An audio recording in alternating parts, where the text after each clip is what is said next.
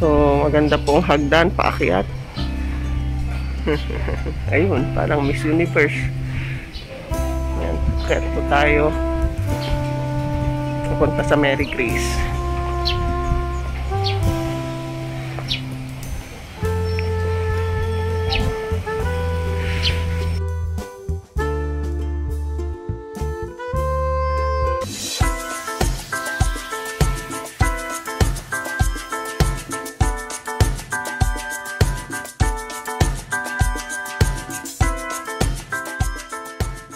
Nandito po kami sa may tapat ng Mary Grace. Mary Grace dito sa Twin Lakes.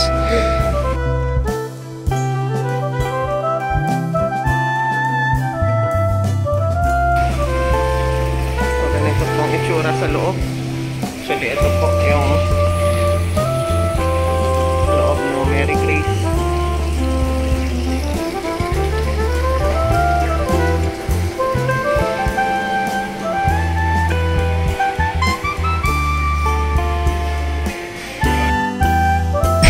Ito po ang view dito sa Mary Grace kung kami kakain early lunch.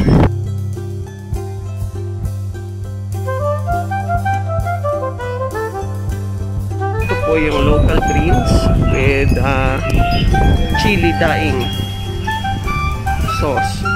Tatry po natin dito po sa Mary Grace sa may Twin Lakes dito sa Laurel, Batangas. Ito yung itatry natin, local greens with chili daing. Ito po yung mushroom pasta at yung salmon pasta. So, try na po natin itong salad without the dressing first. Very crispy po yung veggies. Try po natin itong yung tomato.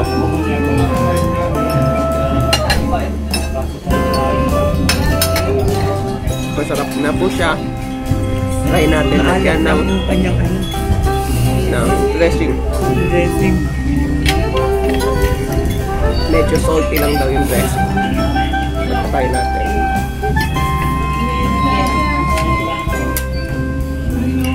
Parang hindi nalalasa kalamansi.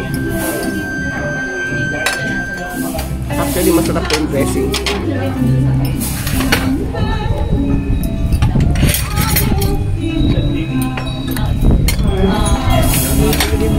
Hindi po siya spicy.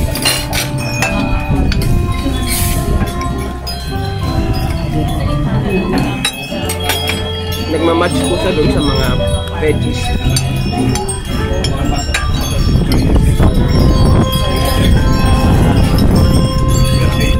Very refreshing po yung salad.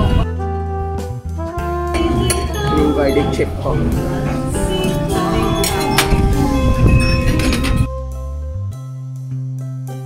Strong flavor talaga ng garlic.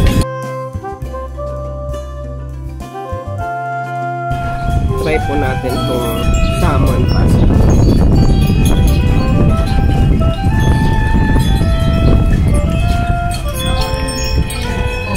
Pasta po al dente. Yung cream naman po may very good. Yung salmon parang salty siya, na smoky yung flavor.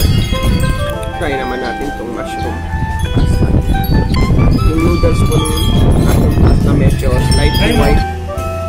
Ito pong mushroom pasta.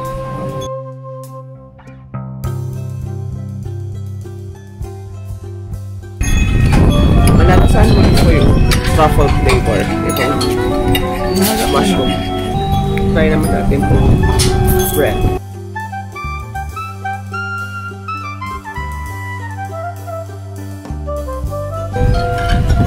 Slightly crunchy siya, pero soft siya in the middle.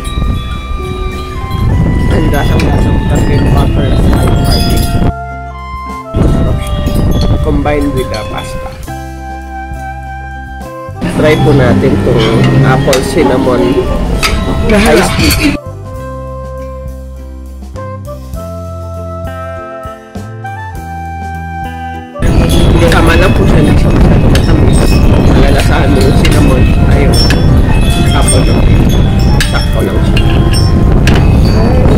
dito mag-lunch or dinner kasi mahangin, tapos may mga chimes pa na sound, tapos overlooking the Twin Lakes. Maganda pong mamasyal dito at i-try nyo rin po yung food nila dito sa Americas. Actually, ano po yung nag-stop sa ngayon, yung pasta, parang pasta masarap. Yung pag-drinks masarap din.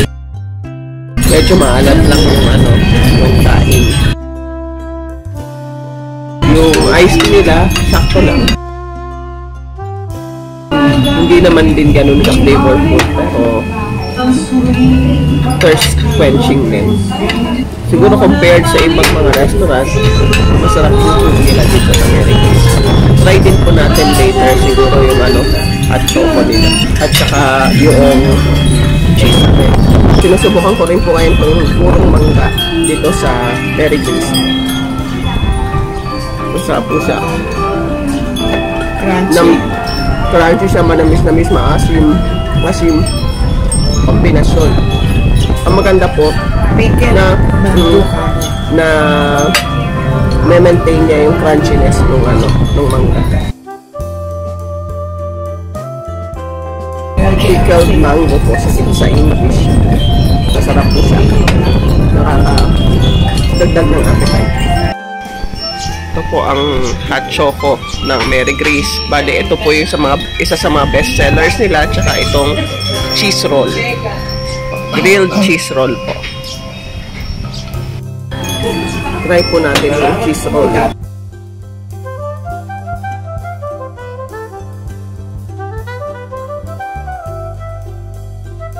Very soft po yung bread. Tapos yung mozzarella cheese niya, melted na talaga. Kasabay natin sa hot chocolate. Yung hot chocolate po nila, medyo thick talaga siya. Very thick ang consistency. Pure na pure po ito. Try po natin yung hot chocolate ng Mary Grace.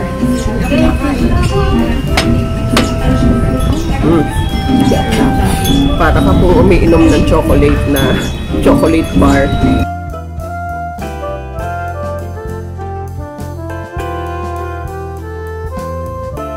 Very pure po, very strong yung chocolate. Kaya match po siya dito sa grilled na cheese bread. Hindi naman po siya very strong yung chocolate flavor, pero alam mo pure na pure kasi very thick siya.